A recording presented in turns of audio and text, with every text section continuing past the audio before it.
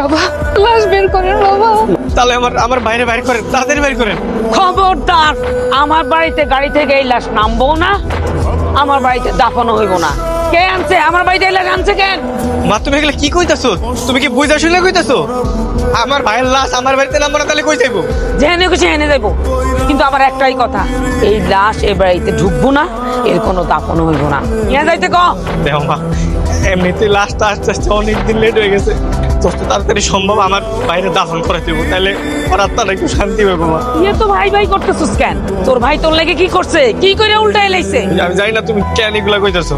ভাই আমার সৎ ভাই, তোমার আপন পোলা না, কিন্তু সৎ ভাই আমাদের পরিবারের লেগে ভাগ করছে। একটা আপন ভাইও জীবন এগুলো করবো না মা।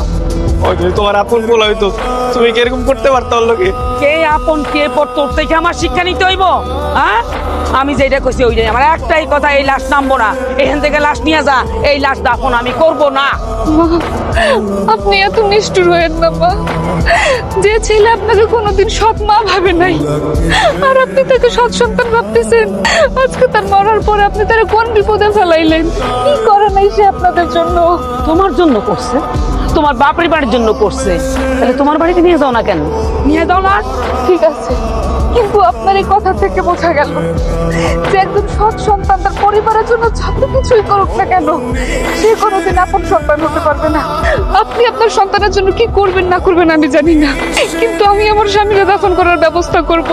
আমার স্বামী বেঁচে থাকা অবস্থায়ও কষ্ট করছে, আর আজকে মরে গিয়েও কষ্ট করতেছে। কি দুর্ভাগ্য তার। মা তুমি একটু বোঝার চেষ্টা করো মা। তুমি আমার ভাইয়ের লাশটা নামাইতে দাও, আমার ভাইয়ের শেষ স্মৃতিটা কি তুমি রাখতে দিবা না? এখন আপনার লাশ পচে না, দাঁড়ায় আছেন কেন? হয়ে যান। তোমার সব পোলা হোক আর আপন পোলা হোক, তোমার পোলা তো। আমার ভাই যা করছে সব আমাকে লোকে করছে, ওর আপন বলতে আমাকে এই পরিবার ছাড়া আর কেউ ছিল না মা। আর আজকে আমার ভাইয়ের লাশ আমাকে বাড়ি থেকে অন্য বাড়িতে চলে আসে মা। আমি তোর মা, তোর আগে দুনিয়াতে আসছি, তোর জন্ম দিছি, আমি যা করতেছি তোর ভালো লেগে করতেছি। আমি এই সৎ ছেলের কোনো অস্তিত্ব আমার বাড়ি থাকতে দিব না, একটা টাকাও আর খরচ করবো না। তখন আমার ভাই তোমার টাকা দিচ্ছিল, তখন এগুলো চিন্তা করে নাই তুমি? তার নিজের লেগে কিছু করে নাই, তার বইয়ের লেগে কিছু করে নাই, যা করছে যা দিছে তোমার লেগে করছে, তোমারই দিছে মা। ও যা করছে যা দিছে তার বউরে খাওয়াছে, তার বউর পিছনে খরচ করছি, আমি একটা টাকা নিজে হজম করি নাই। আজকে যদি আমার স্বামী আপনার নিজের পেটের সন্তান হইতো, আপনি কেমন করতেন আমি জানি না।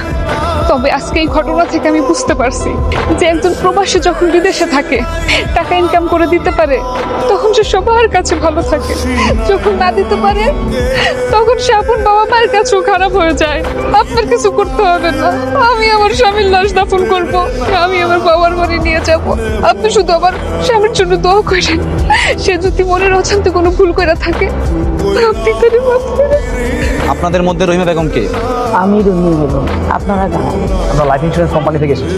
আমার বাড়িতে কি চান? কামাল আপনার ছেলে? আপনার ছেলে ওমান থাকা অবস্থায় একটা জীবন বীমা করেছে নিজের নামে।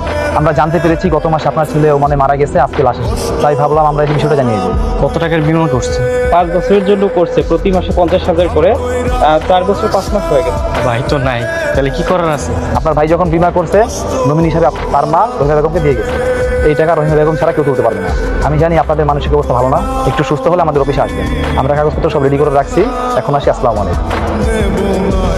খবরদার, এই লাশ কোথাও যাইবো না। আমার ছেলে লাশ নিতে হইলে আমার উপর দিয়ে নিতে হইব। বাবারে আমি পাপ করছি, আমি বুঝি নাই।